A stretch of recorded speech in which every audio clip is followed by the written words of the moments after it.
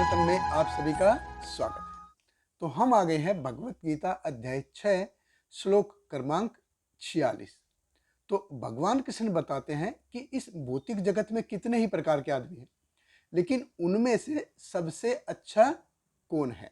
Who is the best as per Lord Krishna opinion.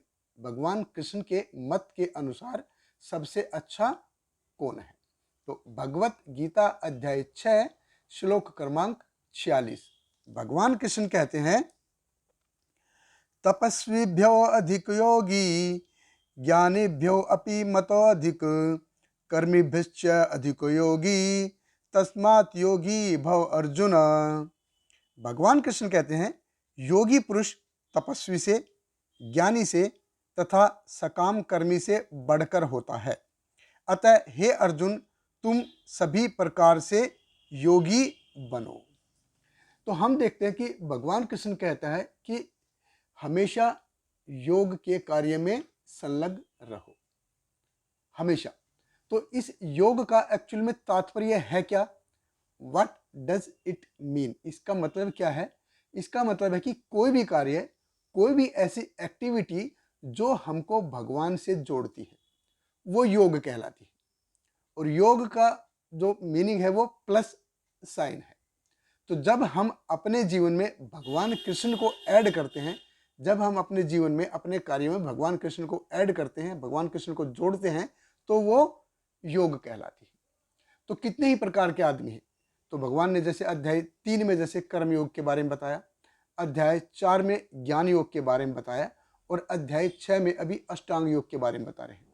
तो कर्मी, ज्ञानी, अष्टांग योगी, तो ये जरूरी नहीं है कि सारे के सारे भगवान कृष्ण को प्रसन्न कर रहे हों या भगवान कृष्ण को खुश करने का प्रयास कर रहे हों, जरूरी नहीं है। अभी मैं देखिए, मैं कर्म कर रहा हूं, अपनी भौतिक इच्छा पूरी करने के लिए कर्म कर रहा हूं, तो मैं कर्मी हो गया, मैं कर्मयोगी नहीं हुआ। अभी कोई भगवान को अपने दार्शनिक ज्ञान से या दार्शनिक तुक्के से जानने का प्रयास करता है, लेकिन उसमें शास्त्रों का आधार नहीं लेता, तो क्या हो गया? ज्ञानी हो गया, ज्ञान योगी नहीं।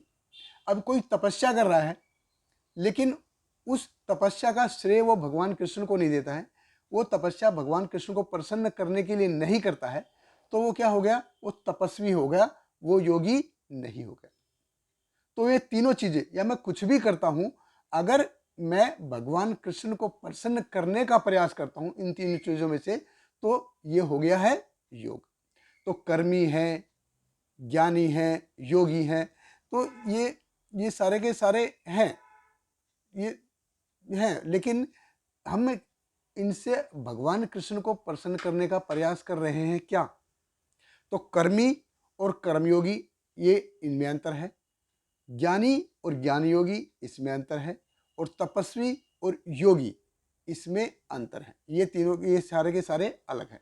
तो लोग जो हैं कर्मी हो सकते हैं, लोग ज्ञानी हो सकते हैं, लोग तपस्वी हो सकते हैं, लेकिन जो योगी है, भगवान कृष्ण कहते हैं कि योगी जो मेरे से जुड़ना चाहता है, जो मेरे को अपने जीवन में जोड़ना चाहता है, वो सबसे बेस्ट है। ही इज द बेस्ट, वो सबसे श्रेष्ठ है।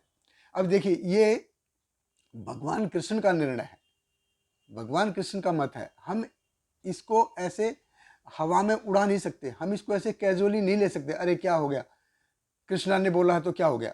नहीं, अरे लॉर्ड कृष्णा पूर्ण पुरुषोत्तम परमेश्वर है, वो भगवान है। हम उसके निर्णय को ऐसे हवा में उड़ा नहीं सकते। हमारे जीवन का लक्ष्य है भगवान को प्रसन्न करने का होना चाहिए। और जब तक हमको पता नहीं चलेगा कि भगवान को क्या चाहिए, तब तक हम उसको कैसे प्रसन्न कर पाएंगे? तो देख, जैसे हम किसी को अपने घर पे बुलाते हैं, तो हम उसको कोल्ड ड्रिंक देते हैं, कभी थम्स अप देते हैं, कभी पेप्सी देते हैं।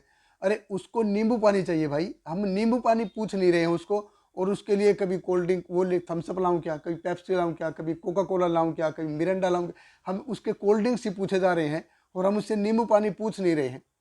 तो फायदा है कुछ? अरे उसको नींबू पानी पसंद है, भाई नींबू पानी पूछो। हम अपने हिसाब से उसके लिए बहुत सारे व्यंजन बनाते हैं, लेकिन उसका कुछ फायदा है क्या? उसको जो पसंद है वो हम बना नहीं रहे हैं। तो यहाँ पे भगवान कृष्ण अपनी पसंद, अपनी शर्तें बहुत ही क्लियर बता रहे हैं। भगवान कृष्ण कहते हैं तपस्वीभ्यो अधिक योगी ज्ञानीभ्यो अपि मतोधिक कर्मीभिश्च अधिक योगी तस्मात् योगी भव अर्जुन, कि तुम सभी प्रकार से योगी बनने का प्रयास करो। तो अगर हम भगवान को खुश देखना चाहते हैं, भगवान को खुशी देना चाहते हैं, भगवान को प्रसन्न करना चाहते हैं, तो हमको भगवान के हिसाब से करना है, ना कि अपने हिसाब से। भगवान कृष्ण कहते हैं कि आप अपने जीवन में मेरे को जोड़ने का प्रयास करो। तो ये प्रयास चाहे कितने भी छोटे क्यों ना हो, उससे कोई फर्क नहीं पड़ता। बूंद बूंद करके घड़ा भरता है। हम उसमें एक भी बूंद ड्रॉप पानी डालेंगे नहीं तो वो घड़ा कभी भरेगा नहीं। ऐसे ही हमको अपने जीवन में भगवान कृष्ण को प्रसन्न करने का प्रयास करना चाहिए।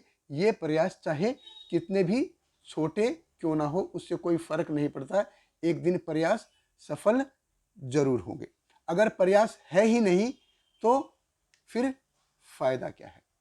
तो हमारे और यही एक्चुअली हमारे मानव जीवन का उद्देश्य है कि कैसे हम भगवान कृष्ण को प्रसन्न करें।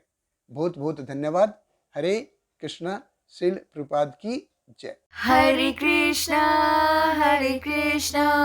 कृष्ण कृष्ण हरे हरे, हरे राम राम राम हरे हरे।